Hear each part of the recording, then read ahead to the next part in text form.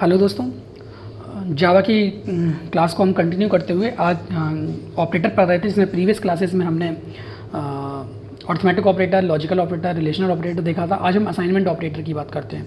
तो ये कुछ असाइनमेंट ऑपरेटर होते हैं जिसमें एक इक्वल का साइन है, plus equal to, minus equal to, division equal to, multiplication is equal to, reminder equal to. तो किस तरीके से वर्क करते हैं हम समझते हैं, उनकी करंट वही समझते हैं। ओके, तो चलिए पहले स्टार्ट करते हैं। तो सबसे पहले क्या काम करना है हमको कि हम दोबारा उस ड्राइव में जाते हैं जहाँ पर हमने सी ड्राइव में जावा प्रोग्राम के नाम से एक हमने क्लास क्रिएट कर रखी है। तो इसमें हम क्या करेंगे, सबसे पहले कि स्ट्रक्चर लिख लें। तो स्ट्रक्चर लिखने के लिए हमें सबसे पहले क्या करना है कि कोई भी प्रोग्राम का स्ट्रक्चर लिखा हुआ है तो आप उसको एडिट कर लीजिए, जैसे मैंने इसको एडिट कर लिया।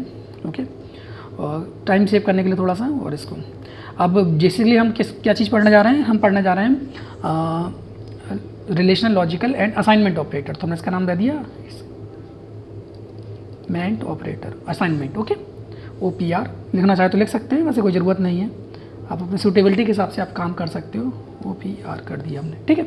चलिए, तो इसी नाम से हम प्रोग्राम को सेव भी कर लेते हैं, जिससे कि हमें क्लास फाइल में और फाइल में दिक्कत नहीं होगी। तो हमने इसका नाम रख लिया assignment operator dot Java file. Okay, देखिए यहाँ पर एक जावा फाइल बनकर आ गई है जिसका नाम क्या है, असाइनमेंट ऑपरेटर। अब बेसिकली क्या है कि असाइनमेंट ऑपरेटर, तो असाइनमेंट ऑपरेटर क्या है कि आप समझिए कि ये इसको समझाने के लिए थोड़ा सा हम कुछ और समझाते हैं आपको। तो सबसे पहले क्या है, जैसे कोई ये वैल्यू है a is equal to 10, okay, और यहाँ तो ये RHS में जो वैल्यू है वो वैल्यू क्या हो रही है, लेफ्ट हैंड साइड में असाइन हो रही है। ये वैल्यू इसके बराबर नहीं है। 10 जो वैल्यू है राइट हैंड साइड में वो पहले सॉल्व होगी और फिर LHS को असाइन होगी। ओके, जैसे यहाँ लिखा हुआ a इज इक्वल टू 10 और b is equal to 20, okay, and c is equal to 30, c is equal to 30, कुछ ऐसी वैल्यू लिखी हुई है। तो अगर हम ये करें a इज इक्वल टू, या ऐसा कुछ है, ये कोई वैल्यू है a is equal to b plus C, तो यहाँ पर क्या है कि b प्लस सी पहले सॉल्व होगा 30 प्लस 20, उसके बाद ये वैल्यू किसको असाइन हो जाएगी, a को। तो 30 प्लस 20 वैल्यू किसकी होगी, a की। तो a असाइनमेंट ऑपरेटर, a में क्या होगा कि सबसे पहले RHS में जो वैल्यू होगी पहले सॉल्व होगी और LHS को क्या हो जाएगी, वो असाइन हो जाएगी। तो इसी फोकस को हम कंटिन्यू करते हैं। तो आप समझिए सबसे पहले, जैसे मैंने कुछ वेरिएबल ले लिया, int a comma b, okay, और कॉमा c, कुछ वैल्यू ले ली मैंने आपको, ठीक है। चलिए, अब मैंने क्या किया कि b की वैल्यू कुछ असाइन कर दिया 10, ओके, और c की वैल्यू को कुछ असाइन कर दिया 20, ओके। तो इस कंडीशन में जब मैं a की वैल्यू को असाइन करूंगा तो a is equal to b plus C. तो b प्लस सी का मतलब पहले ये दोनों वैल्यू क्या होंगी, ऐड होंगी, और उसके बाद से किसको असाइन हो जाएंगी, a को, ठीक है ना। तो आप समझ लीजिएगा धीरे धीरे, थोड़ा सा टफ कॉन्सेप्ट है इसका, लेकिन आपको इजीली समझ में आएगा। यहाँ किया मैं system dot out dot print LN, okay, और यहाँ पर मैंने a की वैल्यू को प्रिंट किया। तो आउटपुट क्या होगा आपका, इस कंडीशन है b plus C, 20 plus 10 is equal to 30। तो तरीका क्या था, विंडो प्लस R प्रेस करिए, यहाँ CMD प्रेस करिए, और उसके बाद से हम ड्राइव में जाते हैं अपनी। ओके, हमारी ड्राइव का नाम क्या है, हमारी ड्राइव कौन सा है, सी जावा प्रोग्राम। तो हम फिर से क्या करते हैं यहाँ पर कि ड्राइव में एंटर करते हैं CD जावा प्रोग्राम। ओके, हम एंटर कर गए यहाँ पर। अब हम क्या करते हैं कि देखिए, सबसे पहले मैं जो हमेशा दिखाता आपको कि जैसे हम प्रोग्राम को कंपाइल करेंगे जावा सी, तो हमारे प्रोग्राम का नाम क्या है, असाइनमेंट ऑपरेटर। तो असाइनमेंट ऑपरेटर डॉट जावा, तो यहाँ होगी इसकी एक क्लास फाइल क्या जनरेट हो जाएगी। तो आप देखिए यहाँ कोई assignment operator dot class file. अब हम इसको रन करते हैं, तो जावा क्लास का नाम असाइनमेंट ऑपरेटर, ओके, तो ये लिखा मैंने और एंटर किया। तो देखिए 30 क्या हो गया, इसका आउटपुट हो गया। ये तो इजी था जो आपको समझ में आया। अब मैं थोड़ा सा इसमें लाइट वेटेड चेंज करता हूँ। मैंने क्या कर दिया, यहाँ कोई वैल्यू v है, समझिएगा आप, और ये भी मैं हटा देता हूँ यहाँ से, ओके। और मैं इस ऑपरेटर की अब बात कर रहा हूँ प्लस इक्वल टू की। तो प्लस इक्वल टू समझिए, यहाँ पर मान के चलिए कोई वैल्यू v है, या a ले लेता हूँ, और इसको भी मैं a ले लेता हूँ, ठीक है। और यहाँ पर मैंने क्या किया, a plus equal to a, समझिए, या a plus is equal to 20, समझिए। तो इसका मतलब क्या है, a plus is equal to 20। तो पहले तो मैं आउटपुट दिखाता हूँ आपको, इसका आउटपुट आएगा फिर से, या 20 की जगह मैंने ले लिया 30। ओके, तो इसका आउटपुट पहले मैं चेक करता हूँ। इसका आउटपुट आएगा 30 + 10 इज इक्वल टू 40। किस तरीके से आएगा अभी मैं समझाता हूँ, लेकिन पहले आप आउटपुट देखिए।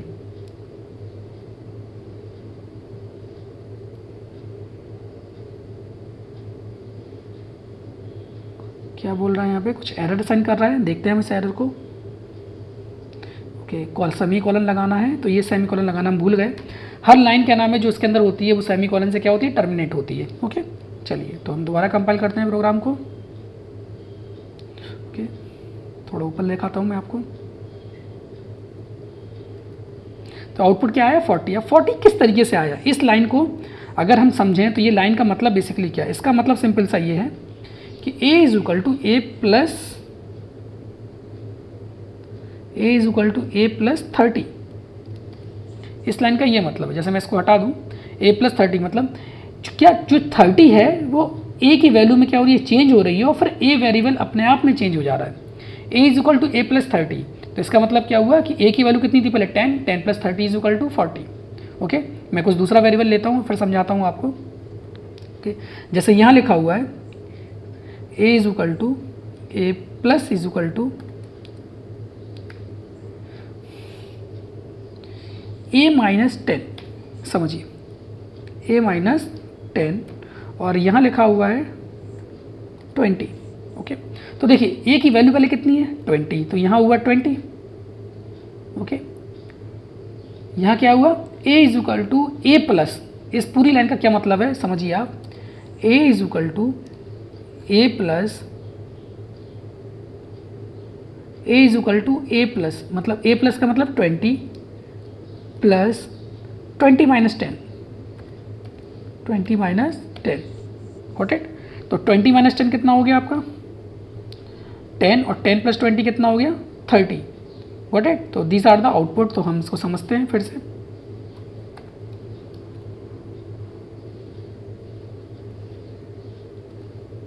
तो आउटपुट कितना आया आपका, 30। ओके, तो ये कहानी क्या है कि असाइनमेंट ऑपरेटर में कि सबसे पहले इसको आप ऐसे लिखिए या इस तरह से लिख लीजिए, बात बराबर है। a is equal to a plus a minus 10, ये दोनों चीज़ें क्या है आपस में, ये और ये दोनों आपस में क्या है, सेम है। चलिए, तो मैं ज़्यादा कंफ्यूज नहीं करता हूँ आपको, इसका आउटपुट फिर से मैं दिखा देता आपको। ओके, तो यहाँ क्योंकि 2 लाइन हो चुकी है, तो 2 लाइन में क्या हो चुकी है, यहाँ पर a की वैल्यू कितनी हो चुकी है, 30। समझिए, a की वैल्यू क्या हुई है यहाँ पर, 30। यहाँ पे क्या हुआ कि ये 30 और प्लस 30 माइनस 10, तो 30 माइनस 10 कितना हो गया, 20, और 20 + 30 कितना हो गया आपका, 50। तो इस कंडीशन में यहाँ एक आउटपुट क्या आएगा आपका, 50। तो चलिए मैं आपको दिखाता हूँ।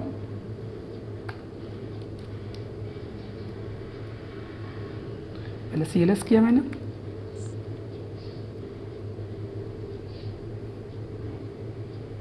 यहाँ पे थोड़ा सा मिसिंग है कि ये मैंने साइन ही लगाया। ओके, तो फिर से हम यूज़ करते हैं। तो देखिए इस बार आउटपुट क्या हुआ, 50। इसी तरीके से अगर मैं कोई और वैल्यू लूँ, जैसे कि मैंने यहाँ पर इस बार तो a, जैसे मान के चले कि a इज इक्वल टू कितना है यहाँ पे 2 लिया मैंने। ओके, और यहाँ लिख दिया a minus equal to 1। Okay, तो इसका मतलब क्या हो, a is equal to a minus 1। इसका मतलब क्या हुआ, ये चीज़ a is equal to a minus 1।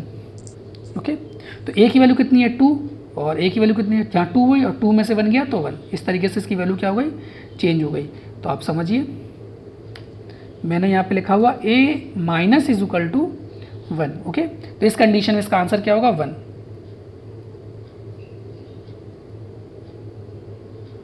क्योंकि यहाँ पर मैंने स्पेस दे दिया, तो ये अनयूजली स्पेस यहाँ पे काम नहीं करते हैं। ओके, लेकिन आपको दिखाई दे रहा होगा।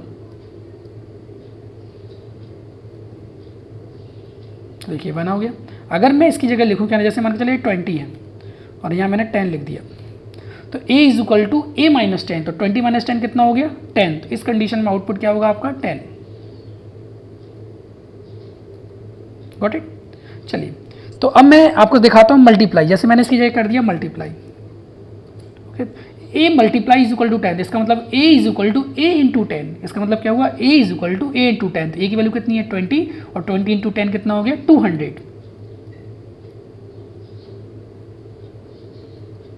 बट इसी तरह से माने चलो ये वैल्यू कोई है 200, ठीक है ना, और बेटर आउटपुट के लिए, और मैंने यहाँ लिख दिया a divide by is equal to 10, तो इसका मतलब हुआ a is equal to a divide by 10, इसका क्या मतलब हुआ सिंपल सा a is equal to a divide by 10, got it. तो इसका ये मतलब हुआ, तो ये दोनों चीज़ें आपस में कैसी हैं, बराबर है। ओके, तो मैं इसको हटा देता हूँ और आप दोबारा समझिए। तो 200 डिवाइड बाई 10 कितना हो गया 10, तो आउटपुट इस समय क्या होगा आपका 10, गॉट इट। इसी तरीके से अगर हम यहाँ पर क्या नाम है रिमाइंडर कैलकुलेट करें, तो रिमाइंडर के लिए हमने क्या यूज़ किया परसेंटाइल, और यहाँ थोड़ा रिमाइंडर हम निकाल लेते हैं, जैसे ही कुछ रिमाइंडर में है 203, तो जब भी 203 डिवाइड बाई 10 करेंगे तो रिमाइंडर कितना मिलेगा हमको 3, गॉट इट। तो ये होगा a is percentile is equal to, explanation में देखें हम तो ये इस तरीके से लिखा होगा a is equal to a percentile by 10, got it, कुछ इस तरीके से लिखा हुआ है। ओके, तो मैं इसको भी हटा देता हूँ और मैं दोबारा इसको रन करके दिखाता हूँ, तो आउटपुट क्या होना चाहिए हमारा 3। आई थिंक समझ में आपको आया होगा, ठीक है। इस जगह इस लाइन की जगह मैं वो भी चीज़ लिख दूँ a is equal to a divide by 10, a percentile by 10, तो दोनों कंडीशन में हमें क्या मिलेगा, सेम आउटपुट मिलेगा हमको। ओके, अगर आपको आउटपुट लग रहा है कुछ व्यू कर रहा है तो हम यहाँ पर कुछ और ले लेते हैं, जैसे मैंने ले लिया यहाँ पर 7, तो इस कंडीशन में हमें क्या मिलना चाहिए, रिमाइंडर 7। ओके, तो इस तरीके से हमारा ये रिलेशनल ऑपरेटर भी, लॉजिकल ऑपरेटर भी, असाइनमेंट ऑपरेटर भी खत्म होता है। तो अभी तक हमने क्या क्या पढ़ लिया। ओके, सबसे पहले हमने पूरे ऑपरेटर्स पढ़े, जिसमें arithmetic operator, logical operator, relational operator और असाइनमेंट ऑपरेटर। अगली क्लास में हम इफ़ कीवर्ड के साथ में आपके सामने प्रेजेंट होंगे, तब तक के लिए धन्यवाद।